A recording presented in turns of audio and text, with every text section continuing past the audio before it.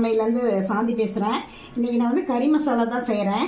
இது நான் எப்படின்னு செய்கிறேன்னு உங்களுக்கு செஞ்சு காமிக்கிறேன். ஃபஸ்ட் டைம் வீடியோ பார்க்குறவங்களாம் இருந்தால் சப்ஸ்கிரைப் பண்ணிக்கங்க.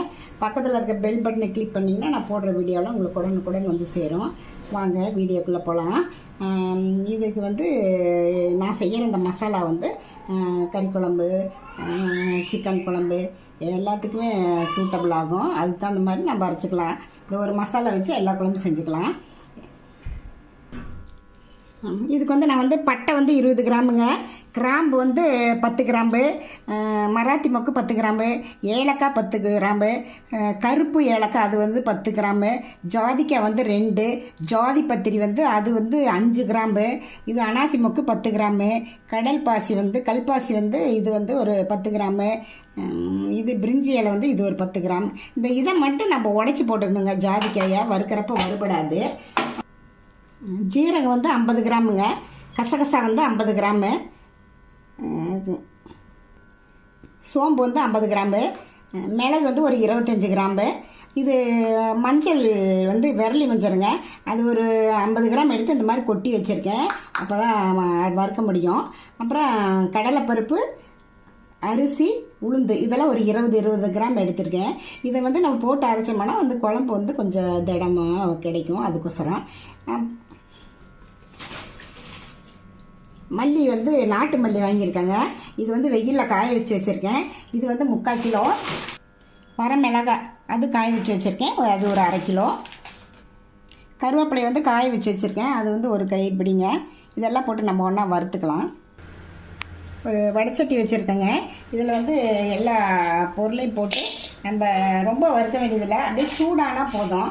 அந்த மாதிரி வறுத்துக்கலாம்.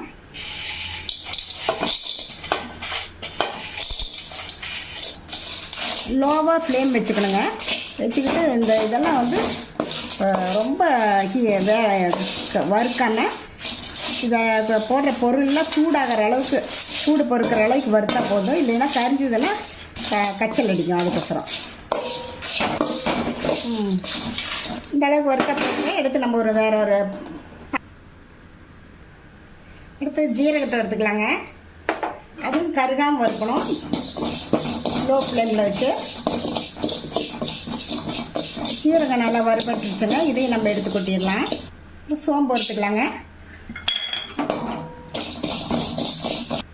சோம்பு வறுபட்டுருச்சுங்க, அதை எடுத்து கொட்டிடலாம். மிளகு அதையும் வறுத்துக்கலாங்க. மிளகு வறுபட்டுருச்சுங்க, அதையும் நம்ம எடுத்து கொட்டிடலாம். கசகசாங்க அதையும் வறுத்துக்கலாம்.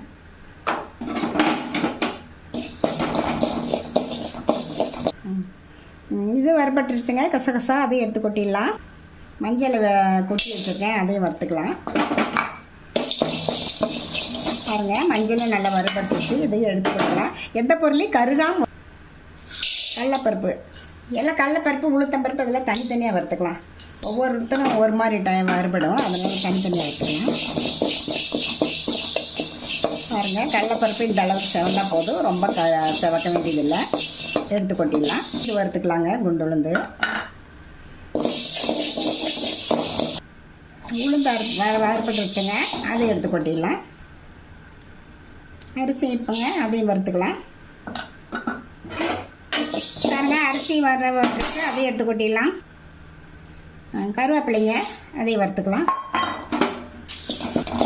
பாருங்க, நல்லா கருவேப்பிலை நல்லா வறுபட்டுருச்சு, அதையும் எடுத்து கொட்டிடலாம். கொத்தமல்லி இந்த 3/4 கிலோ கொத்தமல்லி கொஞ்சம் கொஞ்சமாக போட்டு வறுத்துக்கலாங்க. இது ரொம்ப செவக்க வேண்டாம், ஓரளவு செவந்தா போகும். இல்லைன்னா கரிஞ்சதுன்னா உங்களுக்கு கச்சல் எடுக்கும். கொத்தமல்லி வறுபட்டுருச்சுங்க, அதையும் எடுத்து கொட்டிக்கலாம். அதே மாதிரி மீதி இருக்கிற எல்லா கொத்தமல்லியும் வறுத்துக்கலாம். மல்லி வறுத்தாச்சுங்க. அடுத்தது மிளகாயும் இதில் போட்டு வறுத்துக்கலாங்க. இது கூட கொஞ்சம் உப்பு சேர்த்து வறுத்தோம்னா கொஞ்சம் காரம் ஏறாதுங்க. சிம்மில் வச்சு அப்படியே வறுக்கலாங்க.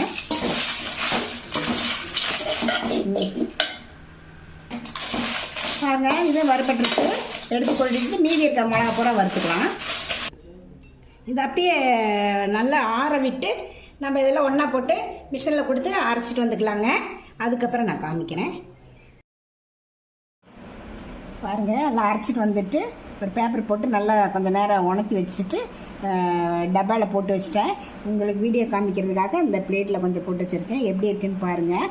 இது வந்து சிக்கன் குழம்பு, மட்டன் குழம்பு, சிக்கன் கிரேவி, மட்டன் கிரேவி,